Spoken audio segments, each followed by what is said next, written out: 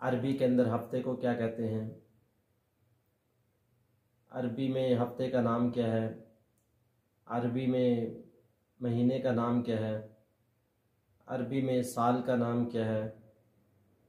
عربی میں صدی کو کون سے الفاظ سے کہا جاتا ہے؟ اس طرح گزشتہ ہفتہ ہے، آئندہ ہفتہ ہے، جو چل رہا ہے رواں سال جس کو کہتے ہیں اس کو، اور گزشتہ سال جو گزرا ہوا سال ہے اس کو عربی میں کیا کہتے ہیں؟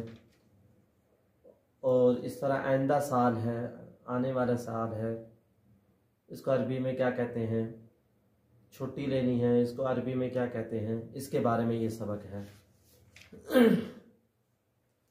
تو ہم شروع کرتے ہیں۔ ہفتے کو عربی میں الاسبوع کہا جاتا ہے، الاسبوع عین کے ساتھ، الاسبوع یعنی بولا جاتا ہے ہفتہ۔ اور اس طرح مہینے کو عربی میں شہر بولا جاتا ہے، شہر، شہر شین ہا را شہر۔ سال کو عربی میں سنہ کہتے ہیں، سنتن، سنہ سین نون تا سنتن۔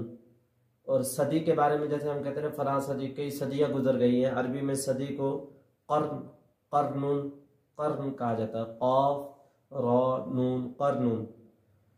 جو گزرا ہوا ہفتہ ہے، گزشتہ ہفتہ ہے، اس کو فی الاسبوع الماضی، فی الاسبوع الماضی، ماضی یعنی جیسے ہم کہتے ہیں نا ماضی تیرا اچھا نہیں، ماضی ایسے اس کے شروع میں اسبوع لگا دینا ہے، فی الاسبوع الماضی گزرا ہوا ہفتہ۔ اور اس طرح قادم، قادم یعنی آنے والے کو اس کے شروع میں اسبوع لگائیں گے، فی الاسبوع القادم، آئندہ ہفتہ، آنے والا ہفتہ، فی الاسبوع القادم۔ اور رمہ سال جو ہے اس کو، جو سال چل رہا ہے، فی السنۃ الحالیہ یعنی جو سال جو موجود ہے جس میں ہم چل رہے ہیں، فی السنۃ الحالیہ رمہ سال، اب جو موجود سال ہے، فی السنۃ الماضیہ گزشتہ سال، جیسے 2022 چل رہا ہے اس کے بارے میں ہم کہیں گے فی السنۃ الحالیہ رواں سال۔ جو گزرا ہوا سال ہے فی السنۃ الماضیہ، جیسے 2021 ہے گزر گیا، اس کے بارے میں ایسے بولتے ہیں فی السنۃ الماضیہ گزرا ہوا سال۔ اور آئندہ سال ہے اس کے بارے میں ایسے کہا جاتا ہے فی السنۃ القادمہ، یعنی 2022 چل رہا ہے اس کے بعد 23 آئے گا، اس کے بارے میں عرب لوگ ایسے بولتے ہیں فی السنۃ القادمہ، آئندہ سال، آنے والا سال۔ جب چھٹی لینی ہے، چھٹی کے دن کو کیا بولتے ہیں؟ ہم کہتے ہیں آج تو ہمارا چھٹی کا دن ہے، یوم الاجازہ، یوم الاجازہ، آج چھٹی کا دن ہے۔ امید ہے کہ یہ آپ کو سبق نمبر 4 سمجھ آیا ہوگا۔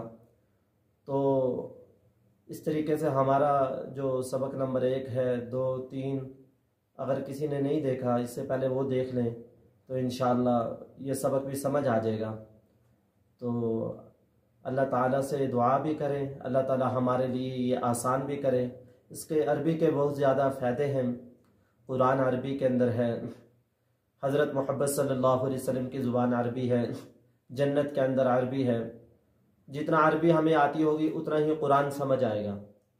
قرآن جتنا انسان کو سمجھ آئے گا اتنا ہی انسان عمل کرے گا، اور جتنا انسان عمل کرے گا اتنا ہی انسان ہدایت کے راستے پہ، کامیابیوں کے راستے پہ چلے گا۔ اس لیے جب ہم عربی آئے گی تو مدینے میں آئیں گے، مکے میں آئیں گے، عمرہ کریں گے، حج کریں گے تو عربوں کے ساتھ بولیں گے، کوئی مشکل نہیں ہوگی۔ تو اللہ پاک سے دعا بھی کریں، ان الفاظ کو کم از کم ہم 4، 5 مرتبہ دہرائیں گے تو انشاءاللہ یہ ذہن میں بیٹھ جائیں گے۔